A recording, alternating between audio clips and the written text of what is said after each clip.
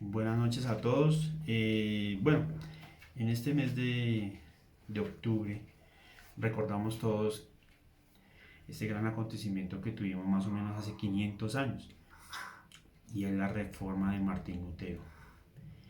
Es algo impresionante ver cómo este hombre, usado por Dios, siendo un monje de la Iglesia Católica, agustiniano, Dios lo usa para esta gran reforma. Como todos sabemos, ya siglos antes habíamos visto los pre-reformistas que estuvieron muchas veces de desacuerdo en cosas de la Iglesia Católica que hasta ese momento estaban llevando a cabo. Y pues obviamente dieron un paso, dieron como una base para este hombre Martín Lutero, que se levanta en el siglo XVI y, mm, escribe estas 95 tesis en la iglesia, las coloca en la iglesia y va en contra de estas liturgias y estos sacramentos que tenía la iglesia católica en ese tiempo. ¿Mm? Y yo rescato mucho de este hombre como Dios, eh, en su tiempo de estudio de la palabra, en su tiempo de meditar en ella, como el Espíritu Santo lo toma y le revela muchas cosas sobre ella. Y algo que rescato es una de las primeras olas que él se fundamenta y es que bajo la palabra, la única autoridad es la palabra de Dios. Y es lo que más rescato sobre esta reforma de Martín Lutero. Claro, cabe recalcar que tuvo muchas situaciones, tuvo muchas dificultades, lo proclamaron hereje, fue prácticamente echado, fue perseguido, ¿sí? Pero él tuvo que defender esta revelación que tuvo de parte de Dios. Y fue esto de cambiar, ¿sí? El sistema de la Iglesia Católica que estaba en ese momento y ya llevaba mucho tiempo que se había desviado de la verdadera doctrina del Evangelio de Jesucristo. Y me gusta porque recalco también que Martín Lutero, pues algo que le dio duro o que fue fuerte en contra de la iglesia fue el tema del purgatorio y el tema de las indulgencias, que cómo era posible que la iglesia católica o la iglesia en ese momento tuviera que cobrar por, por la salvación de las personas. Y algo que me gusta es que en ese tiempo el Papa, ¿sí? Necesitaba dinero.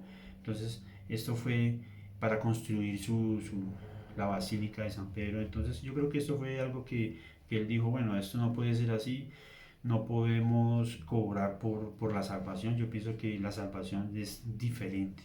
Llegar allá al cielo es de una manera diferente. Entonces, él se da cuenta de todo esto y vemos cómo él empieza a decir, no, yo estoy convencido de que esto no es así, de que hay algo diferente y también como Dios le revela, Dios lo lleva a otro nivel y le revela toda la palabra de Dios en su veracidad.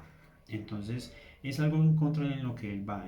Una de las cosas más fuertes es eso, el tema del purgatorio, en lo cual la Iglesia Católica tenía como prácticamente una ley de que ellos cobraban para que el alma de su ser querido pues fuera perdonado o no pasara tanto tiempo en este lugar y pudiera llegar al cielo, o que como ellos hablan de que San Pedro les pudiera abrir la entrada allá.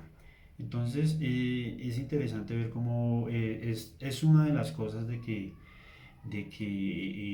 lleva a Martín Lutero a darse cuenta de que la Iglesia Católica en ese momento estaba pasando por un momento difícil.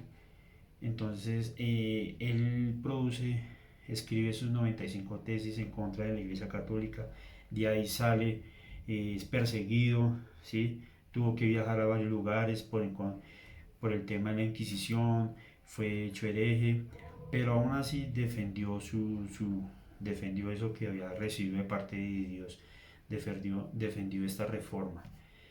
Y más adelante, ya después de que él ya puede lograr su reforma, más adelante aparece la imprenta, que también le da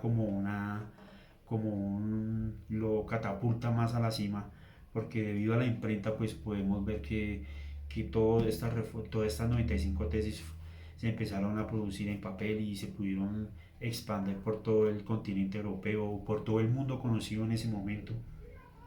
Entonces eso catapultó más a, a Martín Lutero, a pesar de que era perseguido, a pesar de que la Iglesia Católica lo, lo llamó hereje, lo llamó blasfemo. Entonces vemos cómo Martín Lutero pudo llevar y defendió esta reforma a pesar de las circunstancias. Más adelante aparece Juan Calvino, aparece el rey de Inglaterra, que se divide de la iglesia romana y pasa a ser la iglesia anglicana, los adventistas. Entonces vemos cómo este movimiento del protestantismo hace que se genere un revolcón poderoso en esos tiempos y cambia muchas cosas, cambia el sistema en la cual la iglesia era la que estaba predominando y ya la iglesia católica prácticamente era por méritos eh, de intereses económicos. Entonces ya se empezaron a dar liturgias, sacramentos en la cual no eran bíblicas.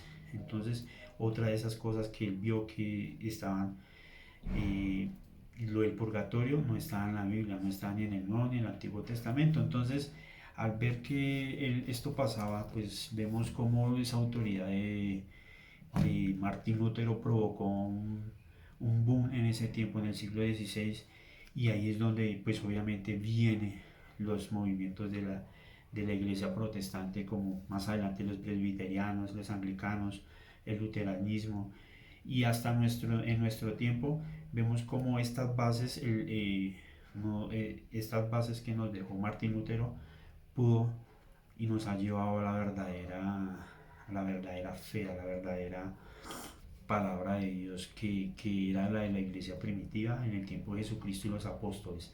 Entonces rescato esto de Martín Lutero y de sus sucesores o los que estuvieron antes de él, siglos antes, cómo Dios poco a poco fue mostrándole a ellos qué estaba pasando con la iglesia católica y cómo se había ido deformando y que prácticamente no era una iglesia sino era como una empresa económica, como simplemente estaban buscando los líderes de ella, estaban buscando eran intereses de poderes y intereses económicos también. Entonces eso es lo que recalco y me gusta de esto y que celebramos en este mes de octubre, que gracias a este movimiento, a esta visión, a este llamado, a este momento en que Dios habló a través de él y donde él se pudo dar cuenta de todas estas cosas, pues damos gracias a Dios, porque pues hoy tenemos la Biblia, ¿sí?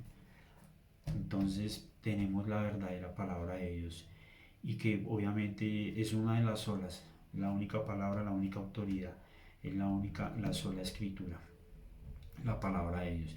Y que en base a eso, pues nosotros como creyentes nos regimos en nuestro manual de vida. Entonces, Martín Lutero es un gran hombre de Dios, nos dejó un legado, hizo un cambio poderoso, a pesar de las circunstancias, a pesar de todo, nos dio una nueva visión de cómo seguir nuestra vida de creyentes, que sea una sana doctrina que nos pueda llevar a la salvación. Y algo que recalco al principio de él es que el justo por la fe vivirá. Él siempre, y es uno de los fundamentos que él tenía, que no era por obras que el hombre se salvaba, o el creyente o el católico, sino era por fe, que el hombre llegaba a la salvación por fe.